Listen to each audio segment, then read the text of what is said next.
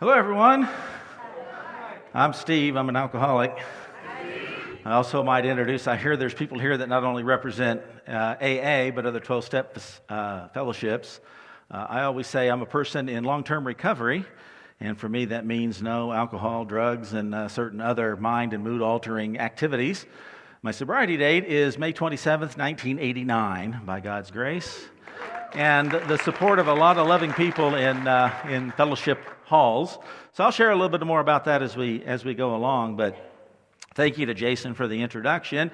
I don't know if it was his idea. Bobby I got to meet. He talked to me on the phone and texted with me a couple of times, and Jessica's been coordinating my voice, so hopefully everyone can hear me now. And Monica, I'm not sure where you, there you are. Thank you all for being very accommodating and extending me the invitation to come here and speak. I told Jason when we were standing back there, it just dawned on me, I can't remember the last time I stood up in front of a group of people and shared my story in a fellowship convening. I speak on the regular. For some reason, I'm nervous. You guys should be my friends, my family. But some of you may know Ann M., who lives here. She shared with me years and years ago that the reason we get nervous before this is because as alcoholics, we're not practiced at telling the truth, and that makes us really uncomfortable. So those kind of things stuck with me. So I got sober in Wichita, Kansas. I was and am indebted to, for many of you may know, the Atishwan Institute and Bill Vineyard. He helped me onto this path begrudgingly for both of us. I don't know how he's put up with me in the early days, but I would not be here if it weren't for him and another of other people. And so I always have a soft spot in my heart for coming to Wichita and seeing people that I know and love and the memories that I always have when I'm driving over here. So like I said, I've been sober for a number of years, so I'm going to try to go through what it was like a little bit. I'll tell you a little bit more about what happened, and I want to spend some time really, if it's God's will, I want to talk about what it's like now. And I thought about that because I've made this attempt before and failed at it, because it's kind of easy to lean on a crutch of what it was like. It's good. I can tell the drunkalogue. I can try to make you laugh. I can try to make you cry, those kinds of things. But to really kind of finesse out what it's like in my life today, that's a different animal, because I've gone through a number of trials and tribulations to get here today. In fact, I was sharing with a friend of mine who has a similar background as ours, and we were just kind of joking, and I had mentioned that I had gotten sober here, and he said, your talk should be, it's been a long, strange trip back to where it began, or we whittled that down a little bit, it's been a long road back to home. So it's good to be here, and it's good to see some familiar and some unfamiliar faces, and to meet some new friends. So where it all started was, believe it or not, a long time ago. I just turned 60, for crying out loud. That is hard to imagine that I lived this long, because when I started, I didn't think I'd live to see my 30th birthday. I don't know if anybody else can resonate with that or not. And I don't know if that was kind of a wish. I don't know if that was kind of a suicidal ideation. I just knew what I was doing was not conducive to longevity. I didn't know anything about jails, institutions, and death. I learned that vernacular when I got here. But I just somehow or another knew that long life was not in it for me. And I couldn't tell you why I thought that. I just knew that was the truth. And it was because of people like you that I found out what my real problem was. Because I had tried a number of things for quite some time to figure out why my life wasn't launching like everyone else's. I don't even know that I knew that term, but everything that seems like happened in my life has been, I'm going to use this term, serendipitously. And I think people in a room like this understand what that means. That's God moments. That's the unexplainable that sometimes becomes explainable. And a lot of those things happened before I ever got to you all. And you know what? They made sense when I got here. That's the beauty of this. I tend to believe that God had his hand in my life long before I got here. I know he's been a part of my life since I've been here, but he was steering me towards you all for quite some time. I would say about 5 or 6 years before I got here, and I got here when I was young. So if you do the math, I felt like my life was completely out of control long before I got here. But I just couldn't quite put my finger on why it felt that way. And anytime that I felt like it was out of control, I always blamed it on something other than alcohol. It was other substances. It was activities that I was engaged in. Before I finally found the doors, it was always, and I mean always, her fault for the way things turned out, because I didn't want to own up to what the real issue was. And because I think, like everybody else, it started out as, I don't know if it was the solution, because I don't know that I felt like I had any problems when I was 14 years old. It was just one of those things. And, I had, best of my recollection, I had 3 sips of beer before my first drunk. The first time I was 4 years old, my dad was barbecuing, and I thought it was a cola of some sort, because I can't read at that time, but it's in an aluminum can, pull tab tops, And I thought it was a Coke or something, and I said, I didn't even ask permission, and my dad's watching it, and I took a big old hit off of that thinking it was Coca-Cola or something and just kept chugging. Turns out it was Coors. And to a 4-year-old, that did not set well with me. And I can remember, I'm telling you that right now, and I can see the Coors emblem in the back of my mind, and I thought, I will never drink Coors the rest of my life, right? The second time I remember doing that, we're coming home from school. We lived in went to elementary school, and we walked through this park to where I lived, and somebody stumbled across some teenager had hidden a cooler full of beer. And actually, we were like in 5th grade, so we were having more fun popping the tabs and spraying each other. We probably smelled like a brewery when we got done, because I didn't like the taste of it. I didn't understand what the draw was. I had seen people intoxicated, and it just didn't seem like it didn't make sense. It's kind of like you can describe sex, but you don't know what that's like until, well, I'm still waiting, but you don't know what that's like until it happens, right? The same way with alcohol.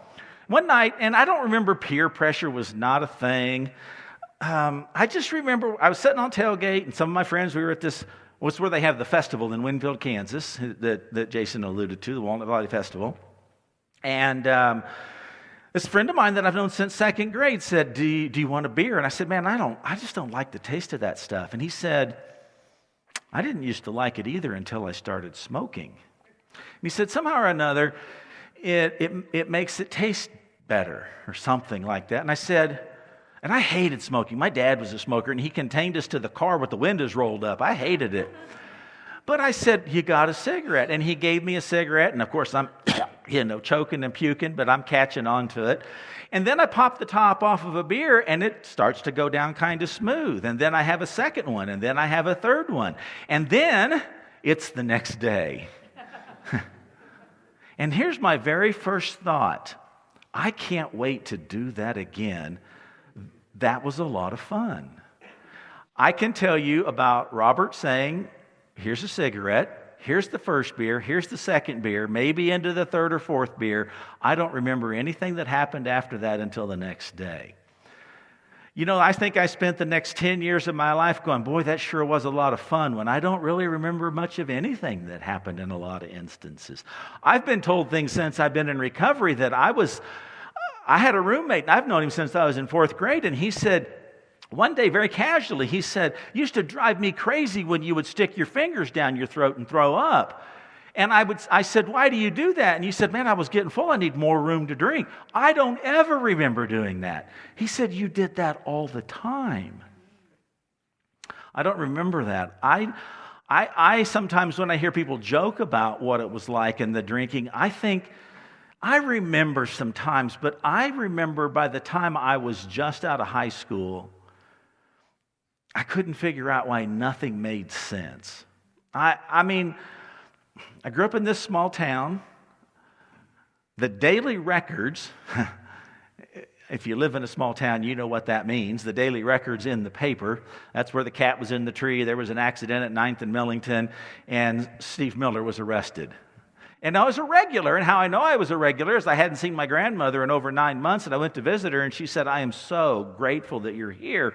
She said, I've been worried sick about you because the only way we can keep track of you is by reading the daily records. That's how we know you're still alive. And I thought, that's not funny. And she said, but it's the truth. So I know from as early on, it was problems, it was trouble, it was accidents, it was hospitalizations, and the number of people that I've seen my daughters coming over here, and I just thought this thought.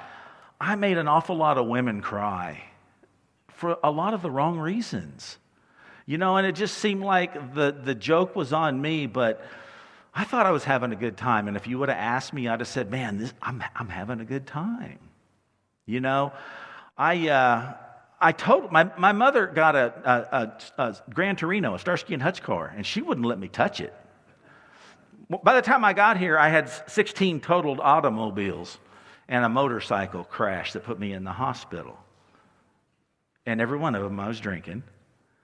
And she wouldn't let me touch it, but one night I convinced her that I had a date, and it would go swimmingly well, and I'd get her car back to her in one piece.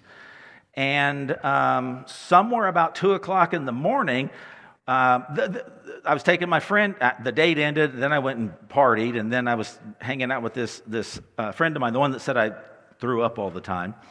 And he was nodding out. He said, "Take me home." And I got this idea in my head. I just hadn't really had this car out on the highway to see what it would actually do. Anybody ever have those last-minute decisions when you can't see the road in front of you? And I didn't wait until I got to the city limit sign. I just opened it up. Cop said he clocked me going 83 and 30.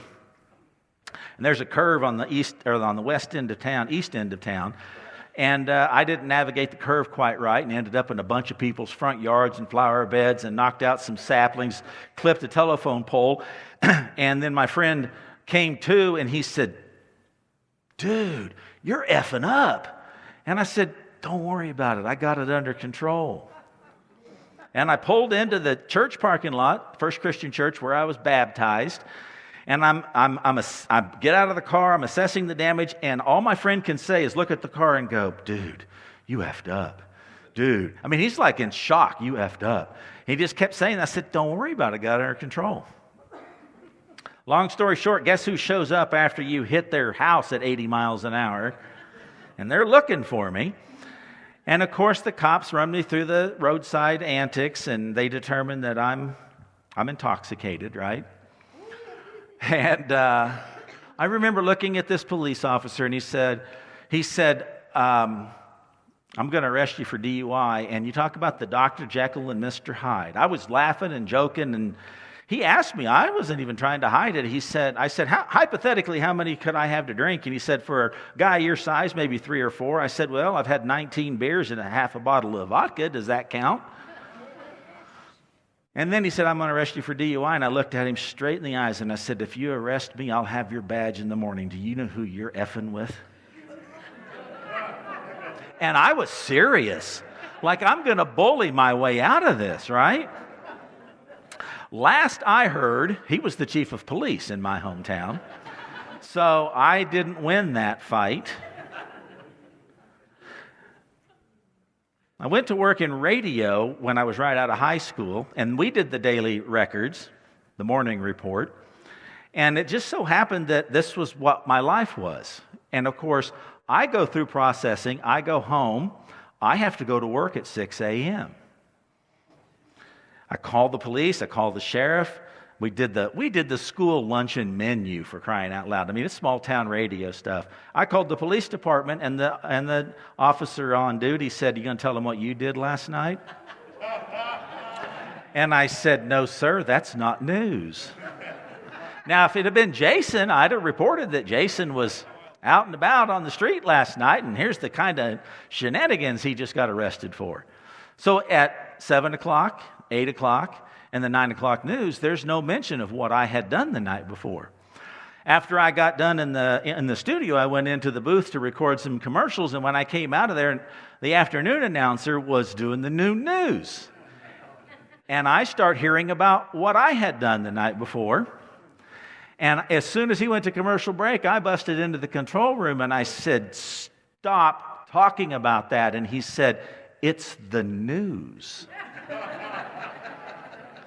And I began to formulate this idea that it was the small town I lived in. It was the cops. They were always looking to hassle me, right? I would tell them regularly, "Don't you have real criminals you can hassle? Why you got to bother me?" It was her problem, right? It's all of this. So I correctly decided that if I moved away, everything's going to be better, right? I get out of this small town. And that's how I ended up in Wichita. I moved here to work at a radio station in 1987. And we were talking, somebody was talking while we were eating about, being busy and working.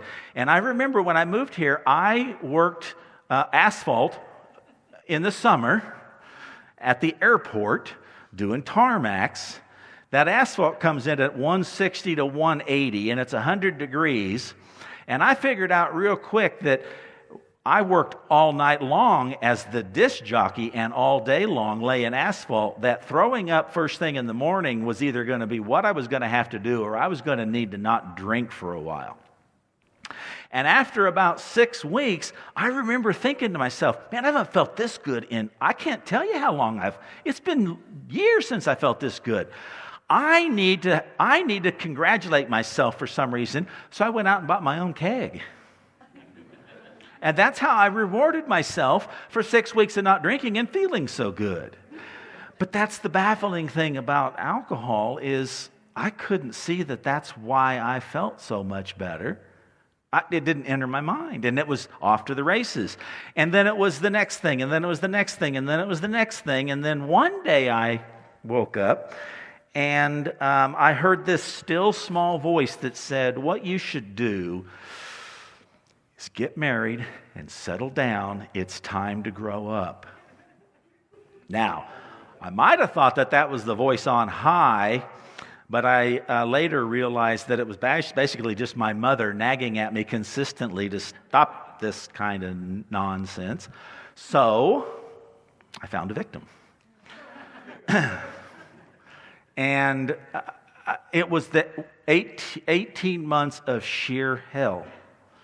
Because I didn't know that what I was trying to do was replace this addiction with that addiction. And I was transferring everything that I didn't understand about addiction to her. It was her fault, her problem. This is the reason. If you would only this, that, the other thing. And I went to Texas. Sometime, I believe, I ended up in treatment in May. I think it was in April. And I can tell you why I went to Texas. I can tell you how it started out in Texas. And I can tell you that I woke up on the floor at this person's apartment the next day, and I have cuts and bruises and gashes and snags and tears and torn clothing. And they'd been looking for me for the whole night. We lost one another at the bar. And on my way down there, I said, when I get back, I'm getting out of this relationship because she's crazy. On the way back, I said, when I get home, I'm going to ask her to move in with me. Because I was so scared. It was like, why does this always happen to me? I didn't understand it. I could not see the elephant in the room. And so we began this happy little relationship that lasted for about 18 months or so. And the last drunk, God willing, I went to what was called Graffiti's here in town, up on 13th Street. I don't remember there being a policy about dancing on the bar, but I vaguely remember that. And then I remember it was 4 o'clock in the morning, And then because the bright light was annoying me, and I was like, whose clock is this, and why is it so bright? And then I roll over and I recognize someone that looks like the person I live with, but isn't the person I live with. And I thought, holy, I've done it again. Long story short, she gave me an ultimatum. She said, if you don't do something different, I'm leaving this relationship because I'm getting off this crazy train. She didn't know what was wrong. I didn't know what was wrong. So I thought it was so interesting. I was calling around to different places, and I didn't know what you're supposed to do. She said, call a psychologist. Okay. And I was in luck. It was Memorial Day. Nobody's open on Monday. So that afternoon, we went to some party, and I didn't know any of these people. She knew them. And I remember we were eating pizza, and I poured a glass of Jack Daniels, and for 3 hours I sat on the sofa, and I looked at this bottle or this glass on the tabletop, and this thought kept going through my mind. Why don't you just pick it up and drink it? Why don't you just pick it up and drink it? Why don't you pick it up and drink it? And I couldn't reach out and make myself pick up that drink. And I know now that it wasn't that I had no power against it. Some power greater than myself had interceded into my life, and it made it seemingly impossible. It was as if I had recoiled from a hot flame. I couldn't touch it. I couldn't drink it. Tuesday, she came up with this idea. She said, you know that commercial you play at the radio station? And I said, we play a lot of commercials at the radio station. She said, the one about that place that says, if you don't get help here, get help somewhere. And it was Charter Hospital. And so I called Charter Hospital, and she is on the other phone because she's making sure there is somebody on the other line, right? And here's what I say. I don't even know these words. I'm depressed. Lethargic sounded like lazy, but fancier. And I'm having a hard time, like life seems really difficult. And I knew she was listening, and I said, I used to have a problem with drugs and alcohol, but I don't anymore. It's been 72 hours. And they said, come on out and see us. So I went out to Charter, and they did a battery of tests, and I met a man named Richard Moore who correctly understood how much denial I was living in. And then he said, you can come to this facility for the grand total. And I said, if I had that kind of money laying around, I wouldn't be sitting in your office right now. And he said, and I'll never forget this. He was done BSing with me. He stood up, shook my hand, and I was with my lady friend. And he said, if you ever change your mind about being serious and needing our help, feel free to give us a call. And he's escorting me to the door, and I'm thinking, what kind of a crazy-ass place is this? I was thinking I was going to get lab coats and special treatment, and if I was lucky, I was going to get a prescription for something tasty. I go home, and he called me a couple of days later, just checked in on me, and he said something that really offended me. He said, I think I understand your problem. And I said, what's that? And he said, you can't afford to come here, and I know a place for people just like you. And I took offense to that statement, people just like me. What does that mean? And he said, you got $14,500? And I said, no. And he goes, people just like you. And he said, I want you to go meet a guy named Bill Vineyard at a place called the Atishwan Institute. And I pulled up in the parking lot, and I quickly deduced that this is not the right place for me. Charter Hospital had carpet on the floor. It had an indoor gymnasium, people in lab coats. They had nameplates on the doors. I pulled up in the parking lot there. They had a basketball hoop and no net, and I was like, I don't belong here. This is not right for me. And that began a very interesting relationship between me and Mr. Bill. I still to this day do not understand why I said yes. I didn't want to go. I didn't think I needed to be there. I especially did not like Bill. It took me a long time to figure out why I didn't like that man. But I signed up to go to that treatment program. And About 3 weeks into it, because I had made fun of everybody and everything, and my favorite thing to say was, boy, this is a money-making racket. How much do you make annually over here, Bill? Because this is like a revolving door with people coming in and out. And you got this DUI program that you run and the aftercare. What's that bill going to run me just every angle that I could think of to like maybe get him to kick me out. I don't know. And one day I'm sitting in my room, and here's where that whole serendipitous thing begins for me. I'm sitting in my room, and I'm trying to hatch a plan so I can make it his fault that I'm here. He'll give me that $400 deduct or $400 deposit that I had to make to be there. I can take that and parlay that into a weekend. And I can't figure out how to make it his problem, right? And I'm sitting there on the edge of the bed, and to the best of my recollection, I think this is the truth. I had never prayed a day in my life. I'd been to 3 meetings, one at the 11th step, one at Metro, and one at Park Lane. And I'm sitting there and I thought, well, maybe I should pray about it. And then my next thought was, I don't even know how you pray. I think you're supposed to get down on your knees. And I thought, well, that's embarrassing if I get caught. So I went and looked out into the hallway and then went back, kneeled down beside the little twin bed. And then my next thought was, I don't think I looked both left and right. So I got back up and I looked left, I looked right. There's nobody in the hallway. I went back in there.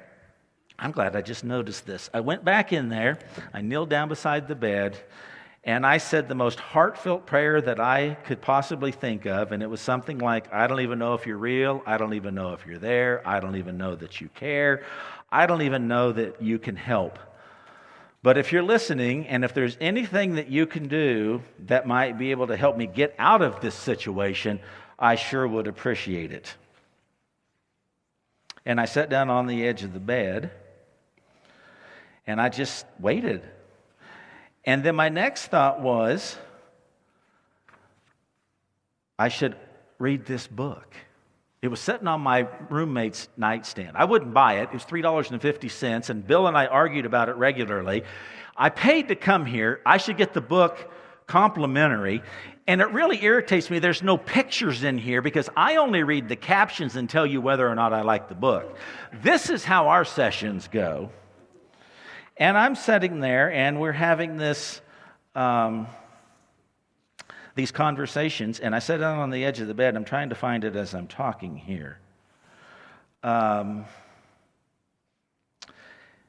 I grabbed this book off the side of his nightstand, and I just opened it up, almost like automatic.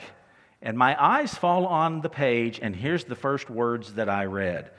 Could I be an alcoholic without some of the hair-raising experience that I had heard of in meetings? The answer came to me very simply in the first step of the 12 steps of AA. We admitted we were powerless over alcohol, that our lives had become unmanageable. This didn't say we had to be in jail 10, 50, or 100 times. It didn't say I had to lose 1, 5, or 10 jobs. It didn't say I had to lose my family. It didn't say I had to finally live on Skid Row and drink Bay rum or canned heat or lemon extract. It did say, admitted I was powerless over alcohol, that my life had become unmanageable. And I may be an idiot, but I'm not stupid. And something about those words got in between the cracks in my mind, and I was able to realize for the first time in my life, alcohol was a problem for me. I never knew it until that moment. My next thought was, I need to go tell Bill about this. You know how we get excited now all of a sudden. I went from F you to, I can't wait to tell him what a great thing this is. And I'm walking down the hallway, and as I turn the corner, I see he's coming out of his office. And I said, hey, Bill. He said, hey, Steve. He said, I was just going to come down to your room and see if you were here. And I said, oh, yeah? I said, what about? And he said, I've been reviewing your chart. And he said, you've been here 3 weeks. And he said, you're not doing real well. And I said, Bill, that's why I came to talk to you. He said, I'll tell you what, I'll make you a deal. I said, what's that? He said, if you will stay an extra week, I'll only charge you for 3 meals a day. So I have to be a 5-weeker. And I thought about it for a moment and I said, well, I think, Bill, that I could probably do that. And I think that extra week made all the difference. He said, but now you have to do something for me. And I said, what's that? He said, when you go down into the group room tonight, surrender. And I said, Bill, I don't know what that means. He said, you'll know when you get there. And the best that I can tell you to this day, that what happened when I got into the group room is I didn't have any more sarcasm. I didn't have any more innuendos. I didn't sit there with my Zippo lighter in my pocket and go click, click, click, click, click, click, hoping that Mark would understand that meant it's time for a break so I can go smoke. I went down there and I told them the truth about why I was in this program. And everything slowly began to change. I got out of that program and I thought, I don't need to go hang out with people like you. I was 25 years old at the time and I did not want to hang out with a bunch of old people. So I went to the aftercare program, and that lasted for about 6 weeks. And one day I got off work and I said, I didn't say this, this is my thought. I'm walking to my car. It's back when you had 2 keys, door key and admission key, and I'm getting ready to unlock the door at the radio station, get into my car, and this thought says, if you don't start going to those meetings, you're going to start drinking. Looked inside the glove box for the first time for that little meeting schedule they gave me when I got out of treatment, and it happens to be that there's a meeting in 20 minutes at 128 North Ash in downtown, or 138, whatever. It's where the Eye Opener used to be. And I drive down there, and I drive past the building, and my very first thought is, I don't like anybody in there, and there's nobody in there that's going to like me, and I drove off. And I got down to the end of the block, and I said, don't be an idiot, just go, turn around, and go back. So I went back the second time, and I said, I don't like anybody in there, and nobody in there is going to like me.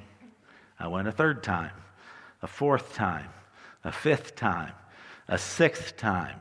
And on the 7th time around the block, I said, either go home or go in. You're an idiot. So I parked. I opened the front door, and the very first thing I hear is, hi, my name is Al, and I give everyone a hug when they come to the Eye Opener meeting. And I thought, I picked the wrong day to stop sniffing glue. Because I don't want to be here. And I sat down in the chair right by the door, and they asked if there are any newcomers, standard operating procedure, but they lied. They lied, because they knew they had a live wire. Because they said, it's our custom to let the newcomers speak first. Steve, would you like to go first? No. The only thing that I could think of was to tell the truth. Do you know how much of an anomaly that is for me? I didn't have any game. I said, I got off work, I drove around the block, he wants to hug me. And they laughed, similar to what you did. And for just a brief moment, I thought, I'm taking my toys and I'm going home. And then it dawned on me, they're not laughing at me. They're laughing with me. Everybody in this room knows exactly how I feel right now. They told me when I was in treatment, get a home group. Well, what's a home group? It's where you feel like you're at home and you'll know it. Get a sponsor. What's a sponsor? And I remember arguing with Bill. How much is that going to cost me? You're already charging me for this and the book. My first sponsor, after 90 days, called me and said, I need to let you know I'm no longer going to AA. You need to find another sponsor. And I felt like I got broke up by the prom queen. What? What'd I do wrong? Got another sponsor, and I would call him every day, and his wife would say, he's in bed. I'll have him call you when he wakes up. I never heard from him. And I started telling this story just a few years ago, and it's still hard for me to reveal that this is the kind of person that I was. I was at the Eye Opener. It's back when everybody smoked, so I'm picking my pack of cigarettes from the cigarette tray that's there, those little pedestals. And I hear this voice behind me say, hi, my name's Clarence. I'm an alcoholic, and I think you and I got a lot in common. You should start calling me. I turned around. I took one step back, 2 steps back, and the next thing out of my mouth is, what in the F do you think you and I have in common? That's very recovery-like, isn't it? He said, I hear you like country music. I said, no, sir, I don't. He said, I thought you worked at that country music radio station. And I said, just because they pay me doesn't mean I have to appreciate their music. He said, what kind of music do you like? I said, I like hard rock, classic rock. He said, oh, that's great. I'll call you Rock and you can call me Cowboy. And I thought, who in the hell is this guy? Because the reason I took 2 steps back and was so cordial was I was looking eye to eye at a 47-year-old African-American professional bull rider. And I quickly deducted, we have nothing in common. And it had nothing to do with the cowboy hat, and it had nothing to do with his profession, and it had nothing to do with his age. It had everything to do with the color of his skin. And I said, I don't know why I should call you. And he said, where do you live? And I said, I live out on the west side. He said, that's perfect. I said, why? And he goes, I live downtown. He said, most weather patterns move from west to east, and call me in the morning if it's raining at your house. I'll know to put the window down. I don't want it to rain on my new linoleum. Who in the hell is this guy? And I started calling him every day. And he made me buy him breakfast every day. And he made me tell him my story all the time. And he made stupid suggestions like journaling and step work and reading that book all the time. Not a day goes by that I don't think about Sonny.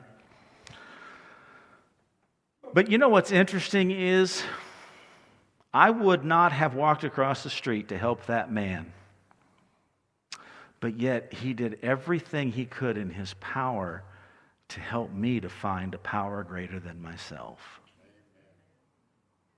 I don't think I will live long enough to have the gentleness of spirit that he exhibited, because he knew the racial overtones that I thought about him, projected at him, and at times almost carried about myself a superiority, if you will, because I was born looking like this and you were born looking like that. I didn't outright say anything,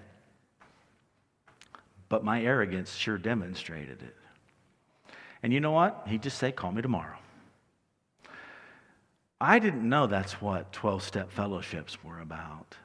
I thought it was about not drinking, maybe having some fun, if I got lucky, chasing some new tail.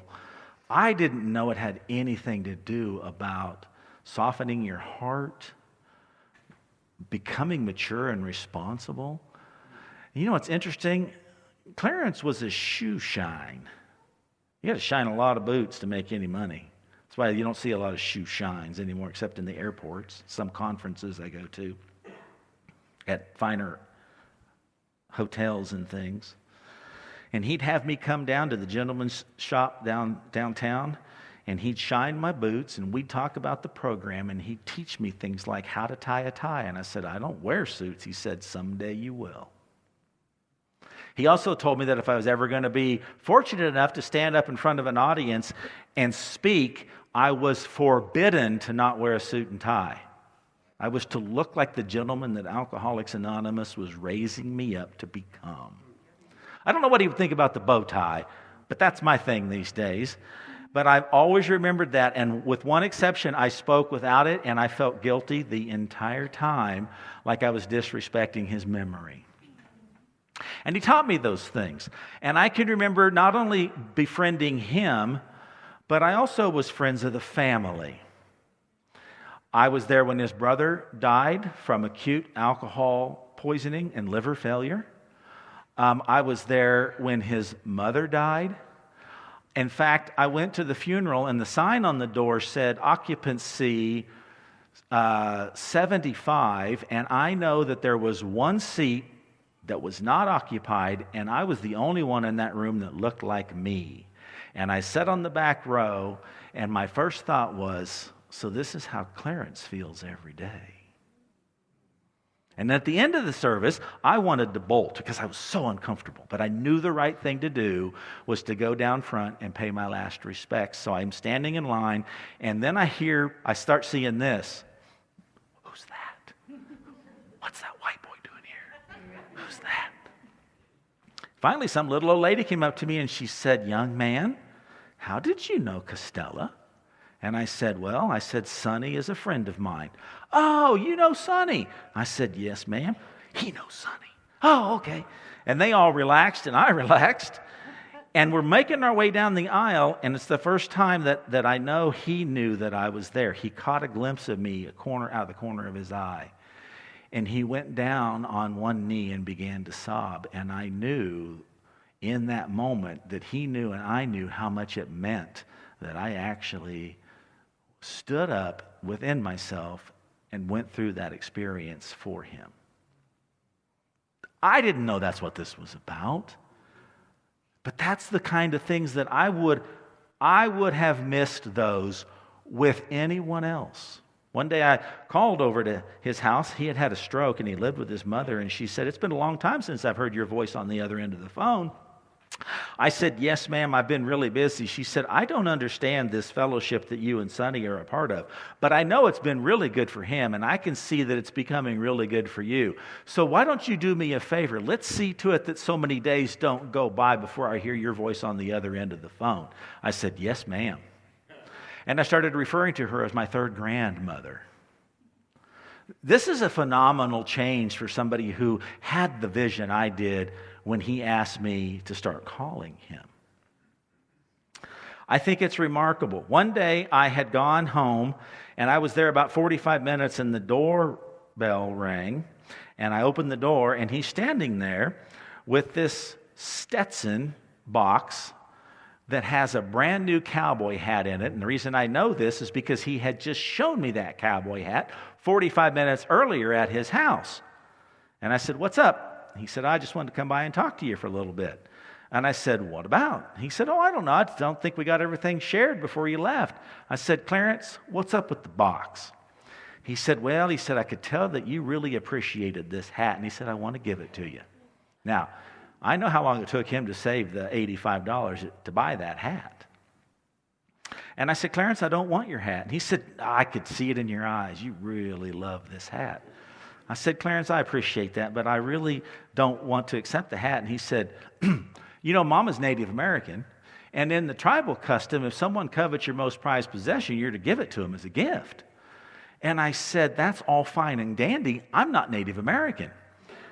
He said, "If I come home with this cowboy hat, Mama won't let me stay in the house." If you come to my house, and if you turn to the right, as soon as you come through the front door, there's a coat closet there, and on the first shelf is a Stetson cowboy hat that I have to this day, and unless I come across a scenario that I can gift it to someone, I'll probably be buried in the damn thing. Because it's such a symbol of the unity that fellowships like this bring together. There's a powerful bond that I had with that man because he not only introduced me to the fellowship, he also introduced me to a faith. Because I was convinced if I had walked through a door like this when I was drinking, the first thing that would happen is lightning would strike, and the next thing that happened is my ass would fry. And he started taking me to a church, and I started getting involved. And I'm still involved at the same church in a different location that I was all that time ago. So there's the second thing that he's added to my life. Just from casually befriending me in a very unusual way. That's the beautiful thing about this program and many of the other programs is the byproducts, if you will. I've already shared with you that I worked in radio, and there's a number of things. I'd like to sometime just do a talk about serendipitous moments. But I do know that something is very common in my life, and it took me a long time to figure out the significance of it. And I don't know if any of you can go along on this journey with me, but I spent a lot of time talking about this. I talk about my recovery, and I talk about the language of love that we learn in recovery, But I don't ever identify myself in a lot of circles or circumstances as a person in recovery, and I certainly don't identify a particular 12-step program if I am, because I do believe in the power of the singleness of purpose, and I believe in anonymity. But that doesn't mean I can't say things like contempt prior to investigation, or I can't say things like think, or first things first, from any podium that I get a chance to speak from. But about 10 years ago, the work that I do in the behavioral health field, we do a lot of trying to do a lot of harm reduction and a lot of intervention before it becomes a problem in people's lives. And I started thinking about the power and the presence of music in my life. Now, way long time ago, I worked in television, and I went to work one day, and the general manager's assistant said the most obscure thing. She said, "Steve, how long has it been since you listened to music?" Now, at that time, I ran a mobile DJ system, and I had worked in radio and television. Music was a big part of my life. I don't play, but I'm a consumer through the ear holes. And I said, "That's a strange question, Shelley. Why did you ask?" And she said, "When you don't listen to music for a period of time, your personality is different." That really intrigued me. And I began to listen to music from a different perspective. And I then, after a while, began waking up in the mornings, and I would have songs playing in my head like a veritable jukebox. But they might be songs that I hadn't heard in 20 years, 30 years. On a few occasions, I've had these thoughts in my head, and I've Googled, is this a song lyric? Only to find out it is a song lyric by an artist I've never known, and swear to God, I have no idea why I would be thinking about that particular song. So I would have these experiences, and then I began to do what Clarence told me, just put pen to paper. And I began to write about what that song moved within me, or what it made me recollect, or how it could be used as a catalyst for something in my life, depending on what the song was. I've written about over 500 songs, and I then started thinking, well, what could I do with this? I don't really understand what I'm doing. It's very organic, if you will. And so I just kept writing about these things, and I started talking about them. And the kind of work that I'm in, I made the suggestion that I wanted to do a presentation about it, and I was emphatically denied. That's not the kind of work that we do. It's too out of the box. It's too obscure. No one's going to relate to it. So I shelved it for a few years, and then finally a new supervisor came into the picture, and she championed the idea of it. And I put together a presentation about how music impacts the choices that we make in our lives. And I just did it basically to entertain myself. I didn't have any research to substantiate it, really. I just did it, and I started talking about it, and then the phone started ringing. And people said, "I love what you talked about at that conference. Can you come share that with our teenagers at our junior high or our high school? Can you come and present that at our workshop? Can you come to our town or our coalition or meeting and talk about that?" And I just kept talking about it. And I kept thinking, one of these days, I'd really like to figure out what to do besides just kind of tell my story. In a general way, this is what my life has been like. This is what happened, and this is what it's like now. And one of the most powerful, impactful meditative practices I have is listening to music. That's basically the gist of it. And I write about it a lot. I don't interpret any songs as being bad or negative. I did in early recovery. I don't now. I see it through a lens of what does the maker, I call that the muse. What does the muse intend for the outcome of this song really to be? And it's been very powerful in my life, just for fun. I've talked about it a few times. I wake up in the mornings, I write about songs, and I go about my day. Then about a year ago in November, someone said, "Would you like to come to our conference and tell your," basically they didn't use these terms, they said, "Would you like to tell your drunkalogue?" And I said, I don't think that a professional environment's the place for me to tell my story. Some people will relate because they're just like you. Some people will find it interesting, if not entertaining, because they're open-spirited people. And there will be a lot of people that will be completely lost as to why I'm telling a drunkalogue at a professional conference. I said, but I will do something, if you'll allow me. I will weave my story into how music has been a practice in my life. And they said, sounds like you're trying to do too much. Can you just pick one or the other? And I said, I'll try. And I thought up until about 3 weeks before the conference that they were right, because I kept trying to make something out of it. And it just wasn't going anywhere. Until one morning I woke up at 2 o'clock in the morning. Has anybody ever had this experience? I could not write down my thoughts fast enough. And that's when I knew that I was on the right path.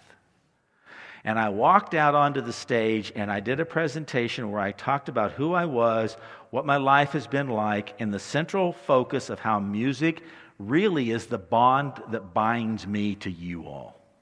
It's what provides sanity in my life. It's opened doors in unique ways that I can't even begin to describe, but I know it's because of a tune, a song. And I always ask the audience this question. When you're driving down the road and the radio's playing and you're oblivious to the day because you're late for an appointment or you got to go here, it's Saturday and traffic's a nuisance, whatever it is, but that song comes on the radio and you're right back there. I see the heads already going like this. And I began to ask myself, why? What does that mean? How come it's that powerful? And I went out on this stage and I shared that story in a general way with the audience. And about halfway through the presentation, what had been about a 9-year journey at the time of trying to figure out what can I do with this just became abundantly clear to me. It was like, this is my next step, if you will. And I have had a very interesting last 12 months going around to various places around mostly the Midwest, some in the South, and talking about, does music make choices, help us make choices, or make choices unconsciously in our life? And the people that I have met that have shared stories with me, I have this foundation on one particular song. I was 15 years old. I know where I was. I know what I was doing. I know who was in the room. And I can tell you it was 8 minutes after 9 o'clock on a Saturday morning. And everything in my life changed. And I said, I want to be just like that song. And from that point on, my life began to go downhill very quickly. And I've met a lot of people that have told me very similar stories. I've met people that have actually said to me things choices they made about a particular song. And I looked at them and said, are you crazy? But I understand where they're coming from. And I've met some people that are now financially wealthy beyond my comprehension because of one singular song and what it meant to them. They structured their entire life around it.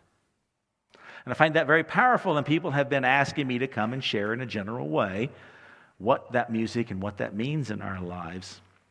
And so my next venture is, and I will get the word back to you if you're interested in those kind of things, I'm going to launch a podcast that's going to explore how music impacts our choices and affects our mental health, including our recovery from substances, mental health issues, or just life itself. And I've already found artists that are willing to engage in those conversations. So I find, to me, that's the beauty of this, because the opening statement that I made on that stage a year ago was, I have one goal in life now. I want to take all the multifacets of my life that seem like very random and happenstance instances and bring them into one conversation, with the central through line being, how does the song impact that? How does that represent who I am? And I think that what's interesting about that is my eyes wouldn't be open to the songs, they wouldn't be open to the Spirit, and they wouldn't be open to trying to find a way to take this passion that I have and find a way to share it with you if I hadn't have came here. Because before I got here, the only thing that I was concerned about was more. We were reading about that last night at the big book study I go to on Friday night, and we were reading the part where it says at certain points we don't have the sufficient memory or recollection of the pain and misery of a month, a week. For me, sometimes it was the night before, and we start all over again. And I couldn't see any farther in front of my face than that. And the reason I have a much bigger picture, and the reason I'm much more curious about what life has to offer, is because I met a group of people like you. And I didn't like you when I got here. But I can't imagine my life now without you in it. Because it doesn't matter if I'm in Wichita or any other place, in any other meeting, with a whole new collection of people. You're all just like me. And I think that was the broken part I had before I got here, is I felt so alone and so isolated. And I didn't know that the common denominator was, I'm powerless over alcohol, my life is unmanageable, and my name is Steve, and I'm an alcoholic. Thank you very much.